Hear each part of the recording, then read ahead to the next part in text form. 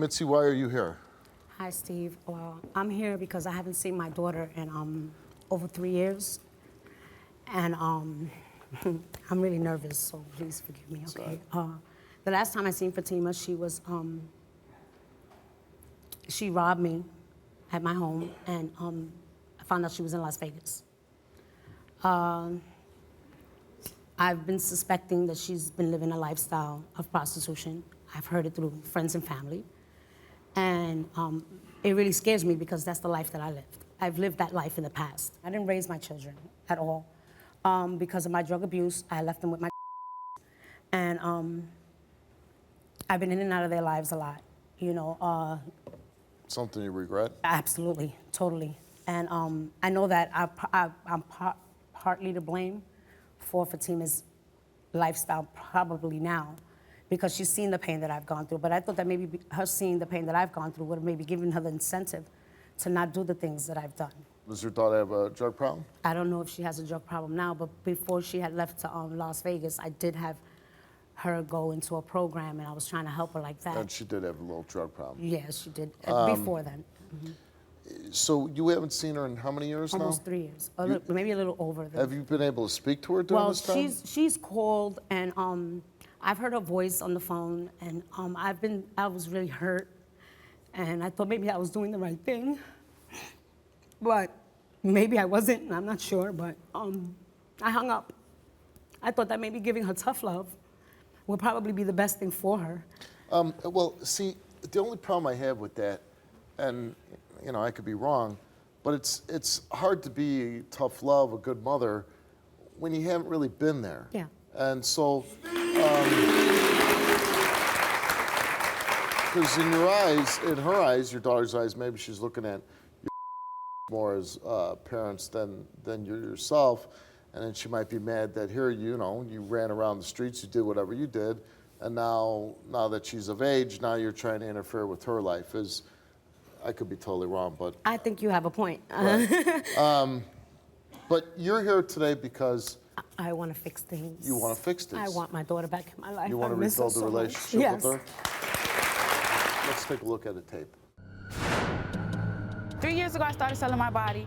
Me and my friends were sitting down talking about it, and she told me it was a fast way on getting money, so I just tried it. After I went to Vegas, that's when I really started working really hard. The only reason why I do this is for the money. And one day, I've dated about maybe 10 to 15 guys, and at the end of the night, I have 3,000 to 4,000 in my pocket. The oldest guy I've ever had sex with was about 70, 80 maybe. Well, Mitzi, I know that's not exactly what you wanted to hear, and I think that was one of your fears about finding out what your daughter's doing. Let's bring her out. Here's Fatima. Oh, man.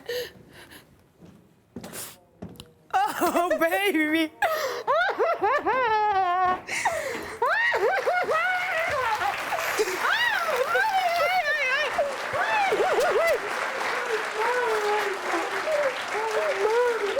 Oh, my baby.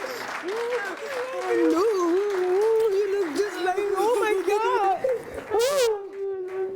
Oh, God. Oh. Hi. Hi. Oh.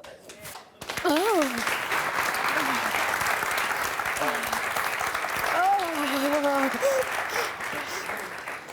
You haven't seen your mom in 3 years. Do I look like you? No, I mean, absolutely.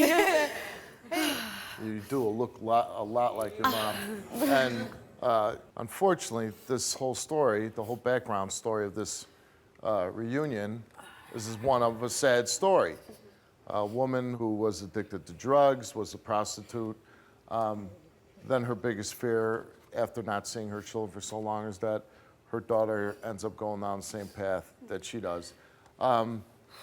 It's a little funny because on that woman I saw on the tape, it's that kind of cocky, I'm doing my own thing right now. And right now, you seem like kind of a nice young lady standing on my stage, you know? And the sad thing is, it's like I look at you and I see a beautiful young woman. You're a beautiful young woman. And just like when I was a policeman in Chicago, I'd drive up and down the street and these young girls would come out and they would be prostitutes, but then they don't look like you for too long. after a while, because do you do drugs? I mean, I smoke pot, yeah. Yeah, but so you're not into that heavy No. drugs.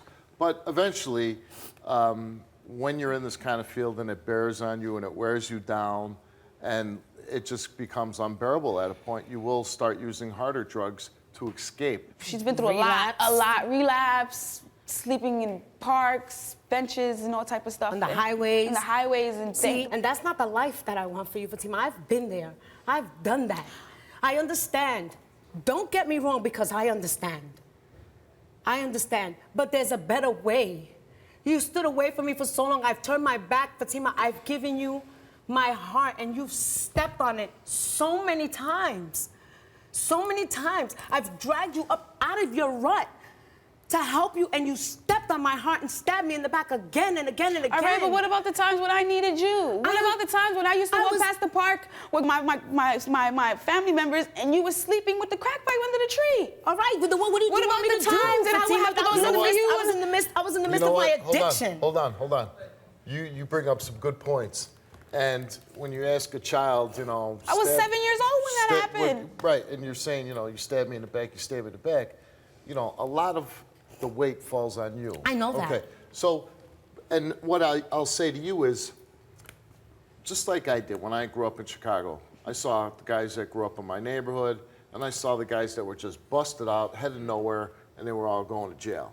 And I looked at them, and I used them as like, man, I want to be anything but them. I don't want to go down that road, you know?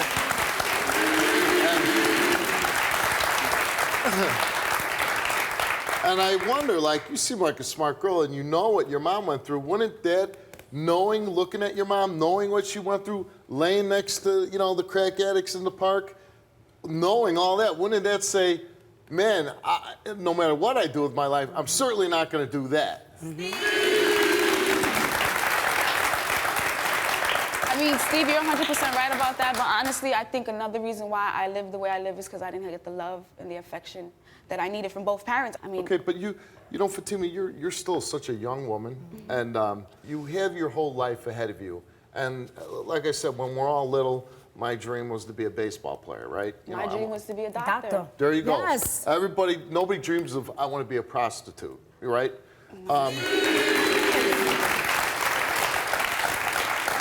So here you are, I haven't seen your mom in 3 years. You're still very young where you could turn things around.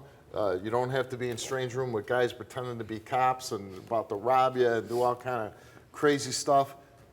What are you gonna do? Are you gonna use this as an opportunity? Your mom's here, she's saying, hey, I wanna rebuild the relationship with my daughter. I'm here saying, hey, if there's any way we can help you get off the streets and not ever have you go back out there and fulfill whatever dream that you have, what are we gonna do from this point on? I'm willing to make a change if my mom is going to be the way I need her to be there. I might be 25 years old, but that doesn't mean I need my mother. I'm here. I want my mom. I'm here. I'm right here. I'm right here. I ain't going nowhere. I ain't going nowhere, baby. I'm right here. I'm right here. I'm right here, baby.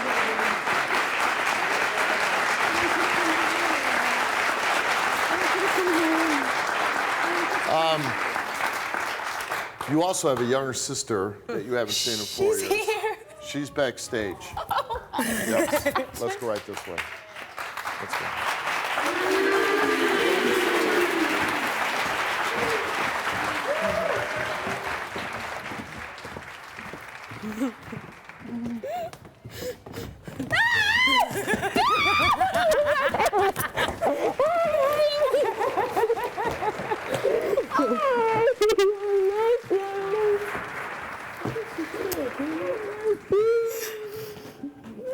You're not a baby no more. You're a big girl. You gotta tell her something. Tima, I don't want you to be the way you are now. Like, I want you to change. I want you to be better because you have to be what do you call that? Big sister? Yes, you have to be a big sister. You have to be you gotta be my role model. I don't want to see you like that.